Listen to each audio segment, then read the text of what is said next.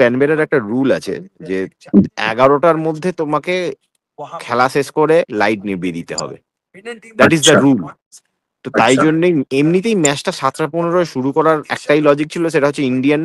তুমি প্রথম থেকে বলে আসছিলে ক্যানবেরাতে পৌঁছানোর পর থেকে যে হোবার্টে বৃষ্টির সম্ভাবনা রয়েছে, তাহলে কি ইভেন্চুয়ালি সিরিজটা 3 ম্যাচের হয়ে দাঁড়াচ্ছে বলে তোমার মনে হয়? হ্যাঁ হ্যাঁ, বিশ্বকাপে 3টে স্পিনার খেলবে এবং যদি কন্ডিশন ফেভার করে একটা এক্সট্রা স্পিনারও খেলতে পারে।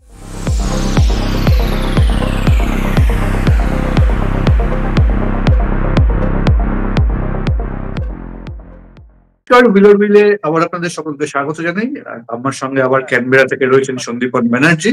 সন্দীপন, তোমাকে উইলার উইলে আবার স্বাগত। প্রথমেই জানতে চাইবো যে এই যে এখন আমি তোমার সঙ্গে রেকর্ড করছি, এখন ওখানে ওয়েদার কেমন? প্রচন্ড ঠান্ডা সেটা তো জানি, আর বৃষ্টি কি কমলো? হ্যাঁ, বৃষ্টি আর পড়ছে না, কিন্তু যা হবার তো হয়ে গেছে। একদম। ম্যাচটা কল্ড অফ হয়ে গেল প্রথম এমন খুব আনফরচুনেট, কারণ আমরা এখানে 3 দিন ধরে আছি। এইরকম ইন্টেন্সিটির বৃষ্টি কিন্তু আমরা এর আগে ফেস করিনি। পার্থেও আমরা সেম জিনিস দেখেছিলাম। ম্যাচের leading up to the match weather খুব ভালো ছিল, এবং তারপরে ধীরে ধীরে যেদিন ম্যাচের দিনেই শুধু ওয়েদারটা খারাপ হলো। আজকে এখানেও সেম জিনিস আমি দেখছি। তো সিরিজের ভাগ্যটা মনে হচ্ছে এখনো পর্যন্ত ঠিক আমাদের আমাদের সঙ্গে ফেভারে নেই, বা এবং যাই হোক, মানে আমার মনে হয় যে ব্যাটিং করার সময় মোমেন্টামটাও ব্রেক হলো। এখানে আসলে অ্যাকচুয়ালি ক্যানবেরার একটা রুল আছে যে 11টার মধ্যে তোমাকে খেলা শেষ করে লাইট নিভিয়ে দিতে হবে। দ্যাট ইজ দ্য আচ্ছা রুল।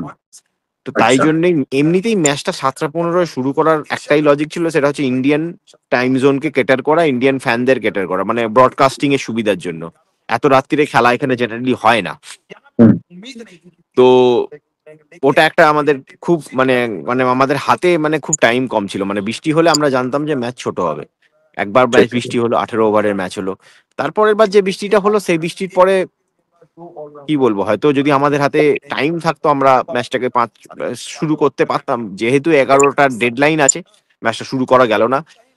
একটা আমার মনে হয় ভারতীয় দলের পক্ষে খারাপ যে জিনিসটা হলো, সে যে সূর্যা এবং গিল দুজনেই কিন্তু রান পেয়েছিলেন, যেটা নিয়ে আমরা কালকেও কথা বলেছি যে ক্যাপ্টেন এবং ভাইস ক্যাপ্টেনের রান পাওয়াটা কিন্তু এই সিরিজে খুব জরুরি।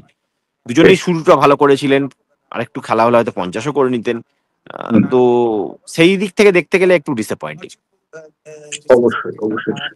তবে আমি মানে বাকি অন্যান্য কথায় পরে আসবো, তার আগে তুমি যেটা বললে সেটাই আগে জিজ্ঞেস করি। এই যে 11টায় মধ্যে ম্যাচ শেষ করে লাইট অফ করে দিতে হবে, তার মানে তুমি ম্যাচ শুরু করার পরে তোমার হাতে 3 ঘন্টা 45 মিনিট টাইম ছিল। আমি ধরে নিচ্ছি বৃষ্টি হলো না, সেটাও কিন্তু মানে অনায়াসে ম্যাচটা কিন্তু একটুখানি আগে শুরু করাই যেত। সেই আবার মানে যে ধরনের বিষয় নিয়ে গতকাল থেকে একটা বিতর্ক শুরু হয়েছে, সেই অস্ট্রেলীয় একজন অস্ট্রেলীয় যেখানে জড়িত রয়েছে, এখানেও বোধহয় বিষয়টা খানিকটা সেটার সঙ্গেই কানেক্টেড হলো, সেই ভারত আইসিসি। তোমার কি তাই মনে হয়? ম্যাচটা তো অনায়াসে আরো 1 ঘন্টা আগে শুরু করা যেত। হ্যাঁ, শুরু করা যেত, কিন্তু যেটা আমি বললাম, যেহেতু ব্রডকাস্টিং মানে টাইমিংটা এমন হয়েছে যেটা ইন্ডিয়ান টাইম জোনকে কেটার করবে, তাই জন্যে। এনিওয়ে, এটার বাইরে বেরিয়ে বলি, সেটা হচ্ছে তুমি প্রথম থেকে বলে আসছিলে ক্যানবেরাতে পৌঁছানোর পর থেকে যে হোবার্টে বৃষ্টির সম্ভাবনা রয়েছে, তাহলে কি ইভেন্চুয়ালি সিরিজটা 3 ম্যাচের হয়ে দাঁড়াচ্ছে বলে তোমার মনে হয়? আমি যদি এখন বলি মেলবোর্নেও বৃষ্টির সম্ভাবনা রয়েছে, যদিও মেলবোর্নের ওয়েদার খুব আনপ্রেডিক্টেবল হয়। হ্যাঁ। মেলবোর্নে আমি দেখেছিলাম 2022 বিশ্বকাপ যখন কভার করতে এসেছিলাম, তখন কিন্তু মেলবোর্নে আমরা দেখেছিলাম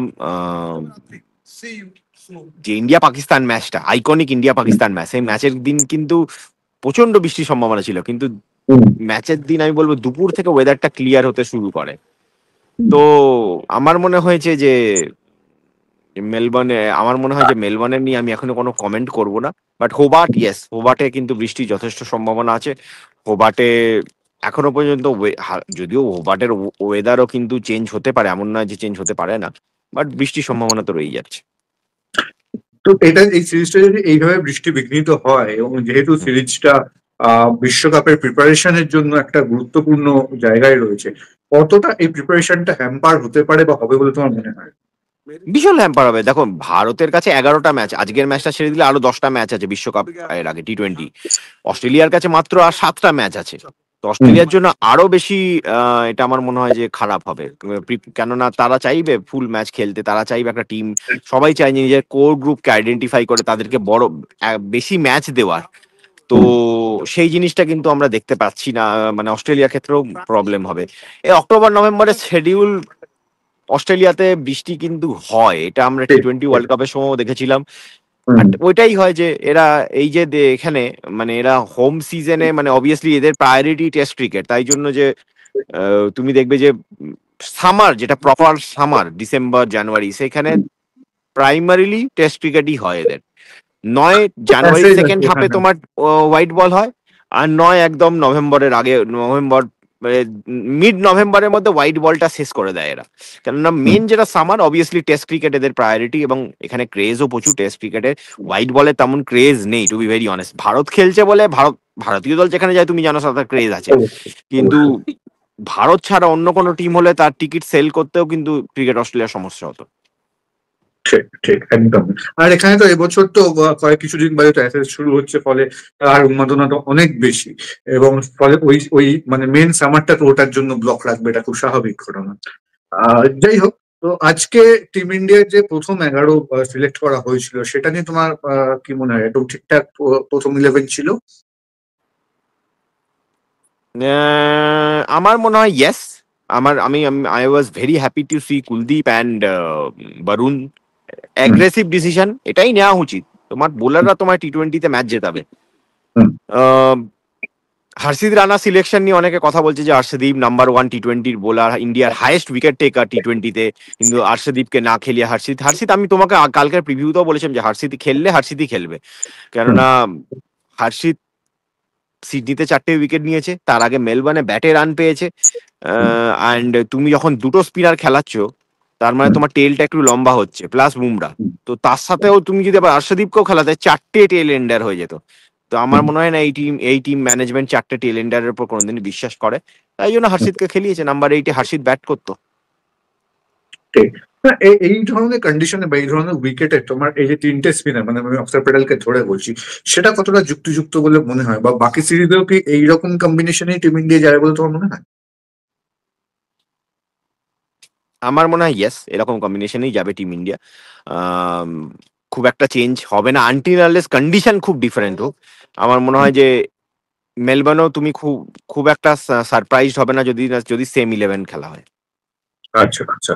অর্থাৎ এটা মোটামুটি পরিষ্কার যে বিশ্বকাপে ভারতের তিনটে স্পিনার খেলাবেই টিম, এবং সেটার দিকে রাখি এখন থেকে পুরো টিমটাকে সেট করছে, এটাই কি?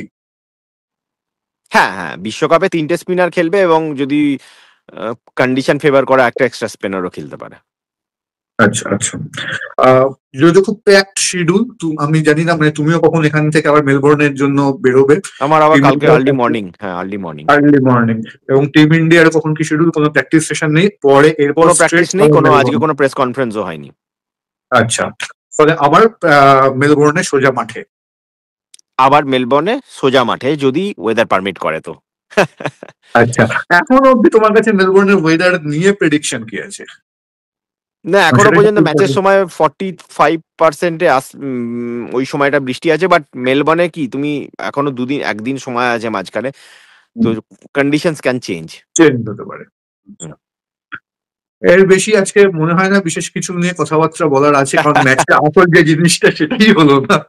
আসল জিনিসটা সেটাই হলো না। সুরিয়া, এবং সব থেকে খারাপ হচ্ছে সুরিয়া এবং গিল স্টার্ট পেয়েও তারা কিন্তু স্টার্ট আজকে একটা পেয়েছিল। তাদের বড় ইনিংস কিন্তু দেখার সম্ভাবনা ছিল, সেটাও আমরা পেলাম না। ঠিক, এবং অবশ্যই জসপ্রীত বুমরাহকে অস্ট্রেলিয়ান ব্যাটারদের সামনে একটু জসপ্রীত দেখা, বুমরাতে, হ্যাঁ। এরকম তাকে সামনে দেখার ইচ্ছে ছিল। তো সেটাও হলো না আর কি। যাই হোক, আশা করি মেলবোর্নে পুরো ম্যাচটাই হবে এবং সিরিজ জমবে।